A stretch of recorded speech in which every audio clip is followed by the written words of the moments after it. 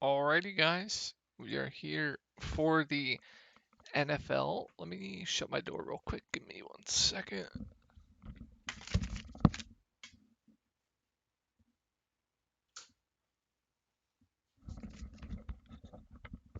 Alright, I am back.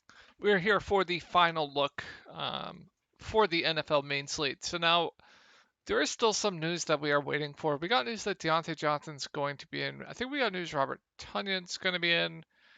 I think we got news. What else did we get? What else? I think we're still waiting. We got news Waller is going to be in.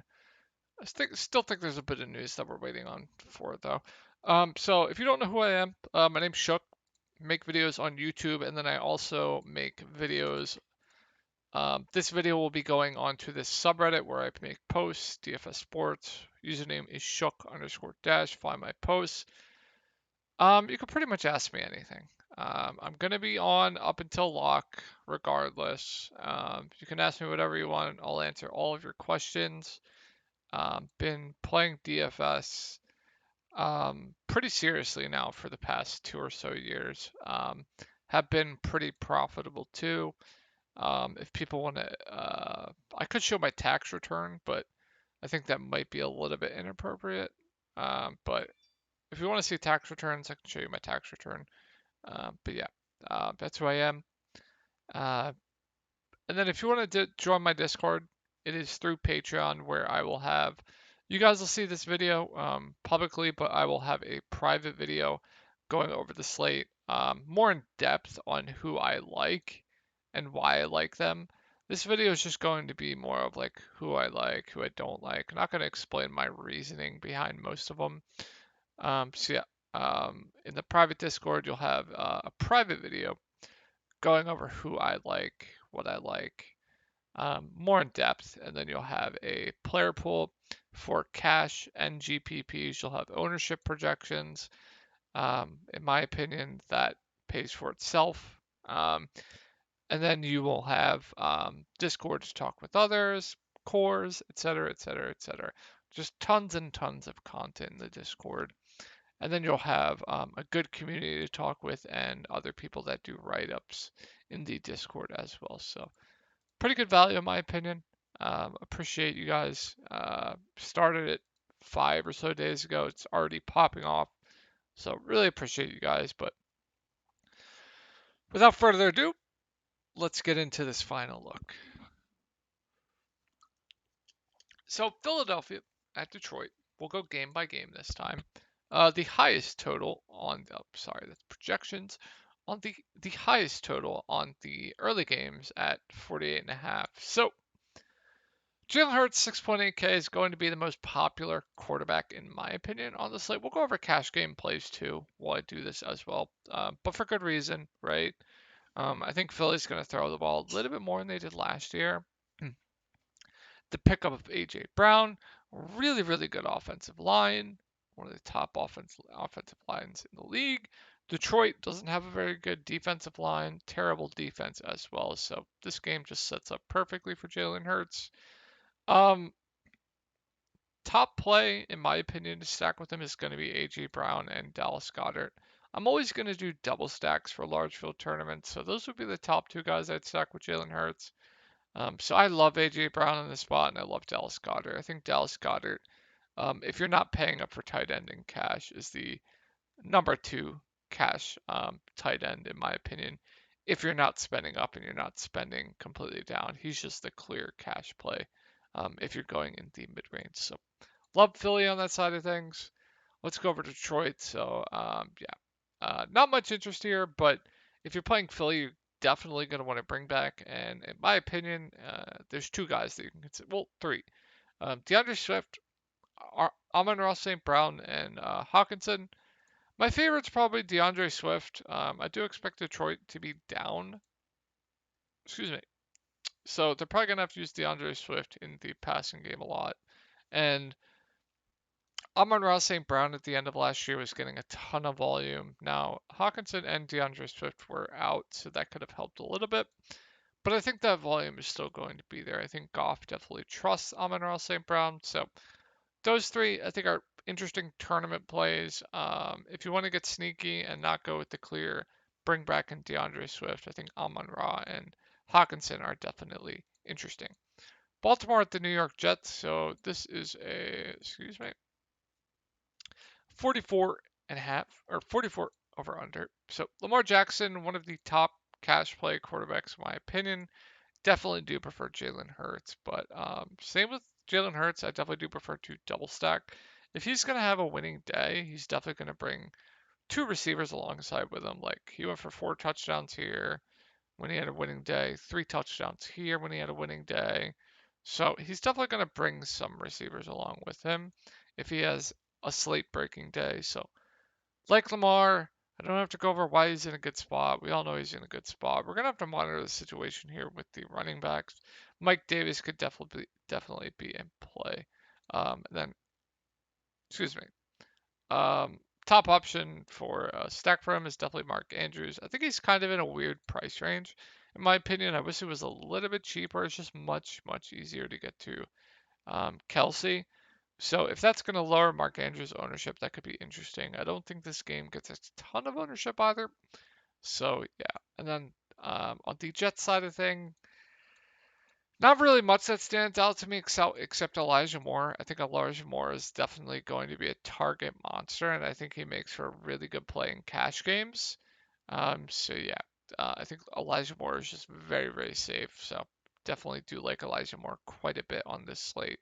Outside of that, not much else in my opinion. So New Orleans at God, I'm just gonna exit this.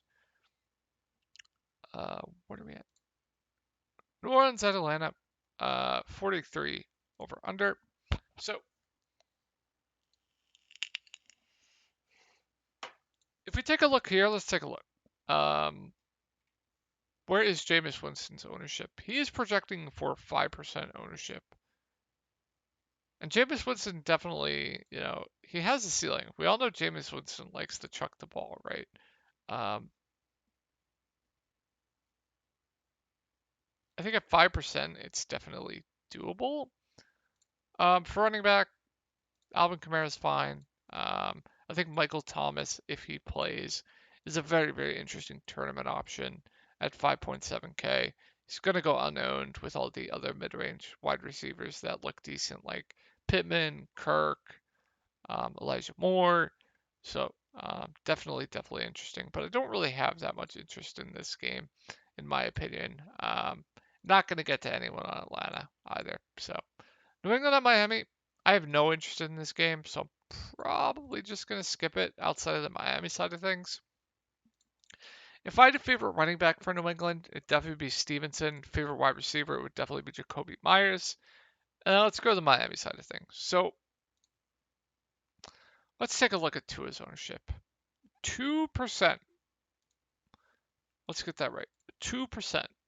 Let's go for the over-under. Where is Miami? 46.5, so one of the higher over-unders on the early slate. So Tyreek Hill is 6.8K. He doesn't have Patrick Mahomes throwing it to him anymore. And he also has Jalen Waddle, who is definitely going to get usage. But Tyreek Hill is one of the best wide receivers in the league, one of the best wide receivers in getting separation as well, which is going to leave opportunity for Tua to definitely reach Tyreek Hill deep. So I think the ceiling is definitely completely still there for Tyreek Hill. And no one's going to be on this stack in tournament. So if I was playing like 20 max or 150 max, I would definitely have exposure to this game. Just because I think the ceiling for the Miami side of this in this game is exponential. Definitely exponential. So this is kind of sneaky game in tournaments that I definitely do kind of like. Pittsburgh at Cincinnati, probably really no interest. As far as stacking Pittsburgh, but we can definitely go over some plays. Let's go over the over under though. Where is it? Where is it? Where is it? 44. So a little bit lower. Excuse me, let me hit the vape.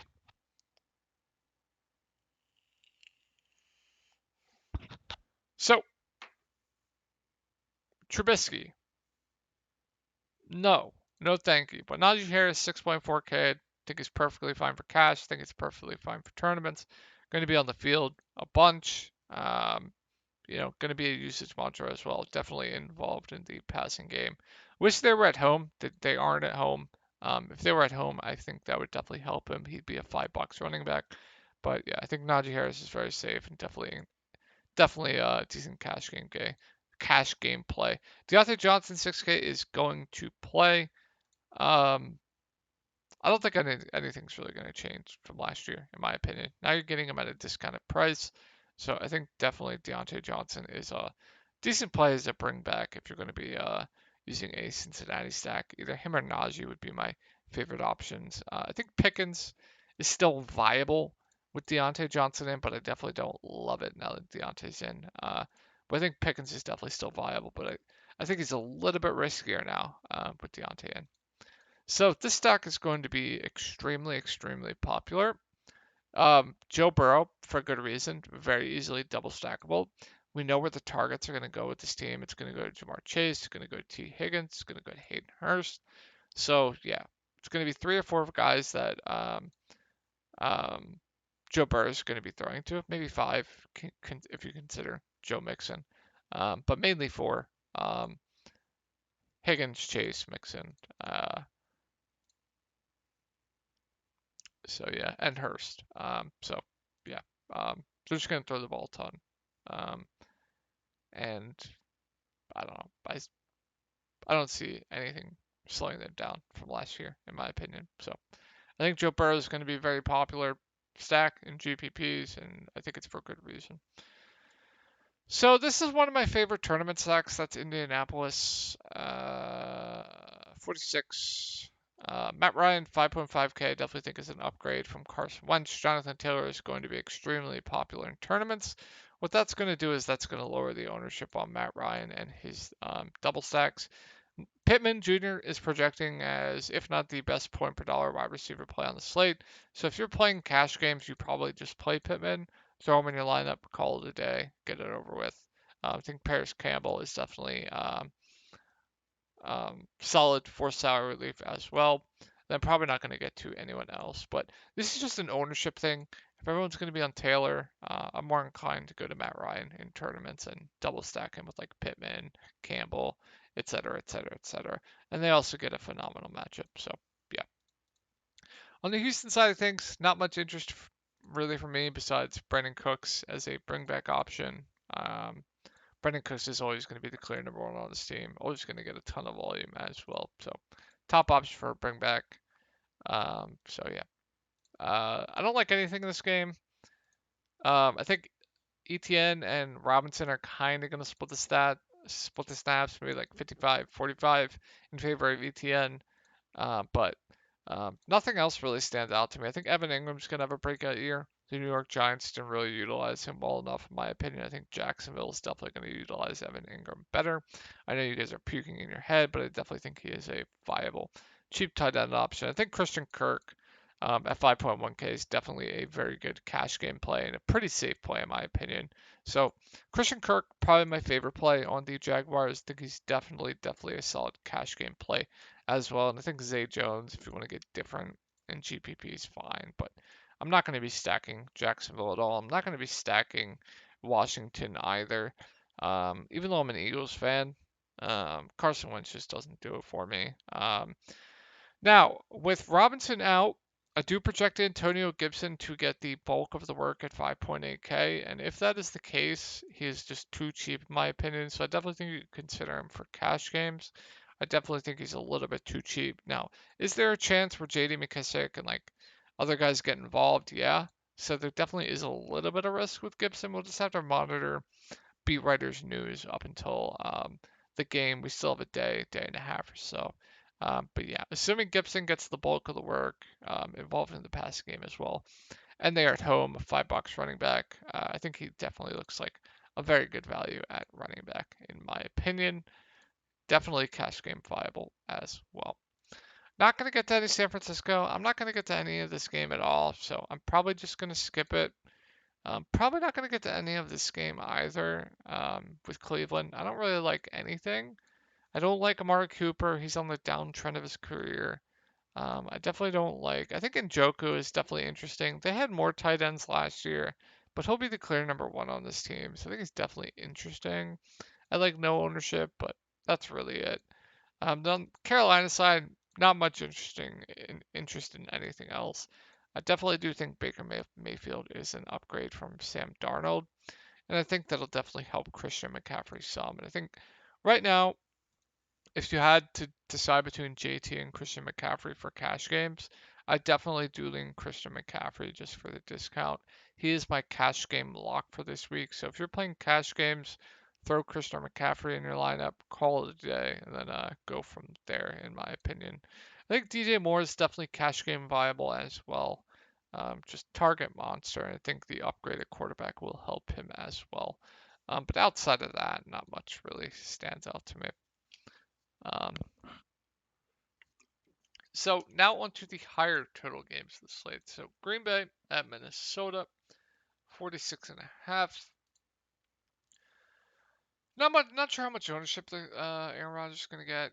I thought he was going to be a little bit more popular at the start of the week, but it's looking like he's not really going to get any ownership at all. So I think it's definitely a good stack for GPPs. I definitely do like this. Might be my favorite stack in GPPs. Aaron Rodgers or Kirk Cousins. I think I lean the Kirk Cousins side of things.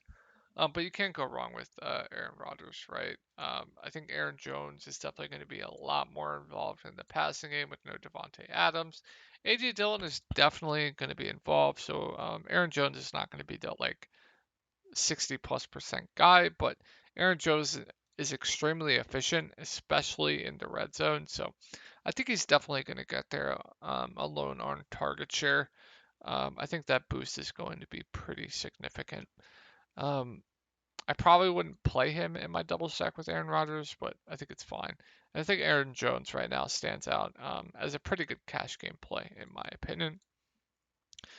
Alan Lazard is doubtful, so I'm not expecting to play, so we'll go over it assuming he is out. So Randall Cobb and Romeo Dubs, probably point per dollar, are both going to be decent cash game plays. If you need salary relief, I'd probably lean Dobbs. It's close though. I think both look very good. I think both look very good point per dollar, assuming Alan Lazard is out. And I think both are definitely viable for cash games. If Sammy Watkins goes off, I'm just gonna lose my money. That's I'm gonna lose my money.